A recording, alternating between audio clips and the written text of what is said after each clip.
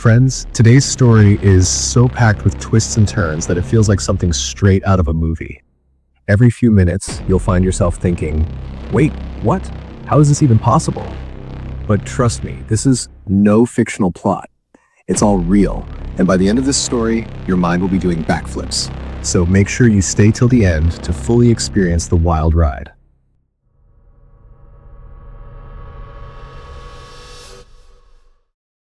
Now, before we get into it, I want to point out that today's story comes from Japan, and it involves quite a few different characters, so pay close attention to the names. Keeping track of them will help you follow along without getting lost. All right, let's dive in. This story takes place in 1995 in a small fishing village on Japan's north coast. Two men, Timakashi and Orinawa, were local fishermen. They were good friends and often worked together, heading out to sea in the same boat to catch fish. On this particular day, they had just left the shore and were making their way into open water when something unusual caught their eye. In the distance, they spotted another boat. Now, seeing a boat isn't unusual if you're out at sea, except in this case, it was very strange. You see, no one else ever fished in that specific area. It was their regular fishing spot. They were used to having it all to themselves. They were both confused, but curious too. They figured someone had wandered into their territory by mistake. So they decided to row over to the boat and politely tell whoever was fishing there to move along. But as they approached, something started to feel off. For one, the boat wasn't moving in any particular direction. Instead, it was just bobbing in place, rising and falling with the waves. A boat at sea is never that still. As they got closer, they squinted, trying to see if anyone was aboard. But from what they could tell, no one was there. A chill ran down their spines. Maybe the boat just got loose and drifted here? Trying to shake off their unease, they decided to tow it back to shore and inform the police. But just as they prepared to tie a rope to the boat, they looked inside. And this time they froze in horror. Their throats went dry. Their hands trembled. Inside the boat were two skeletons. Not one, not remains, but two fully intact skeletons sitting right there in front of them. Tima and Orinawa were paralyzed with fear. Their first instinct was to run, leave the boat behind, get out of whatever this was. They didn't want any part of it. They were about to turn their boat around and make a break for it. But then they stopped. Slowly, their courage returned. They took a deep breath and decided they would tow the boat to shore and let the authorities handle it. And what happened next? Well, that's where things got even stranger. As soon as the police were informed, they began their investigation. The bodies, those skeletons, were immediately sent for forensic analysis. And when the forensic report came back, it dropped a bombshell. The report revealed that these bodies were approximately 16 years old. Even more shocking, the victims hadn't drowned. The skulls and neck bones showed clear fractures, meaning both individuals had been murdered. The police also found ropes on the boat, suggesting that the victims were likely tied up after being killed, placed inside the boat, and left to drift away. Now, the police faced a massive challenge. This was a 16-year-old murder case. No prior information, no record, no witnesses. The only clue was the boat itself. But where had it been all these years? If it belonged to the village, wouldn't someone have discovered it earlier? Or had it floated here from somewhere else? Still, the police had to start somewhere.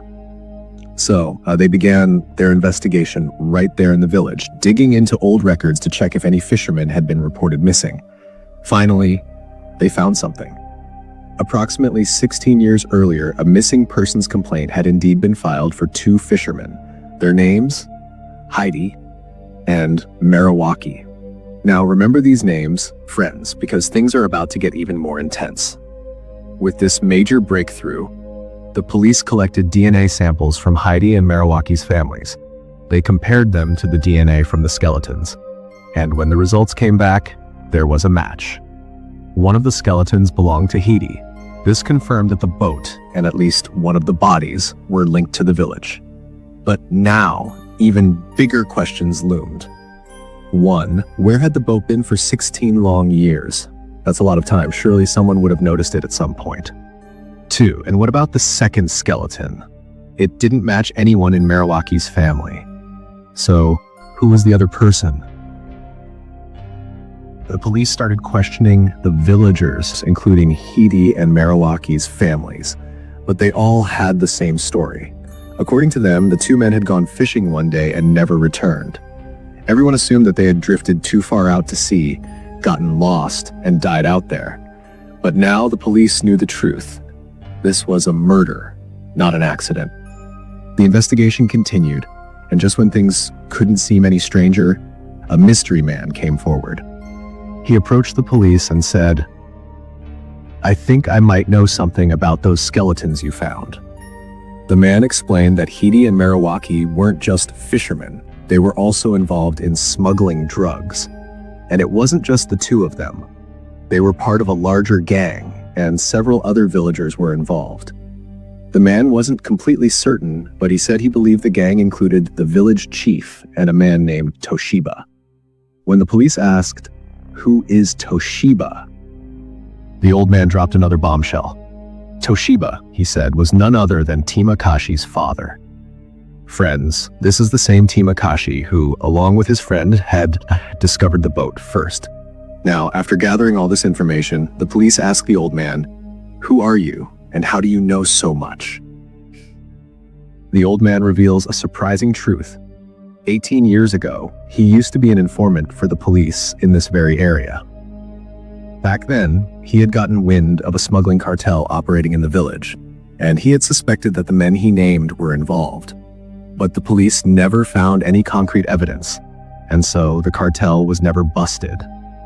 Eventually, the old man moved to the city, and he had no idea what became of the case. When he read in the newspaper about a boat containing 16-year-old skeletons, one of which was identified as Heidi, he decided to come forward with what he knew. Now, the police had a huge lead. Timakashi's father, Toshiba, had been involved in the smuggling cartel, and Timakashi and his friend had been the ones to find the boat first. There was definitely a connection between Timakashi and this case. So the police took Timakashi's DNA sample and compared it to the second skeleton, and it was a match. The second skeleton belonged to Toshiba, Timakashi's father. With this discovery, the police began questioning Timakashi and his mother. The first question was obvious. Why didn't you ever file a missing persons report for Toshiba? Tima's mother sighed and explained, "My marriage to Toshiba was never happy. He was abusive and violent, and he often said he didn't want to live with us anymore. One day he just left. I didn't care to find him, so I never reported him missing." The police were skeptical, but since they didn't have any evidence against Timakashi or his mother, they let them go. For now. Their next target was the village chief, who had been named by the old informant. Though the police had no concrete proof linking him to the murders or the smuggling operation, they decided to interrogate him with psychological tricks to see if they could break him. They told him, "We know everything about your smuggling business and what you did to keep it hidden. Your best option now is to confess and become a state witness. Otherwise, we have more than enough evidence to put you away." To their surprise, the chief cracked under pressure. He confessed everything. He said, "It was me, Marawaki, Toshiba, and Heidi. We were all involved in smuggling. I was the leader and I handled deals with other gangs. But one day, Toshiba and Heidi started arguing with me. They accused me of keeping too much of the profit and demanded more control. They even made a deal with another gang behind my back. But here's the problem. I had already made a deal with another gang and taken their money. If I didn't deliver, they would kill me. In this business, if you break a deal, it's your life on the line. So I managed to convince Marawaki to stick with me by offering him a bigger cut, but Toshiba and Heidi wouldn't budge. We met one night by the lighthouse to talk things out, but the argument got heated. Things escalated, and before I knew it, Toshiba and Heidi were dead. Marawaki and I panicked. We never meant to kill them. To cover it up, we tied their bodies to the boat with a large rock and sank it into the sea. But Marawaki couldn't handle the guilt. He was terrified. He kept saying, How will I face Toshiba's and Heidi's families? I was worried that his guilt would make him confess, so I told him, leave the village. I'll send you money and take care of your family. You'll never have to come back or face anyone. I kept my word.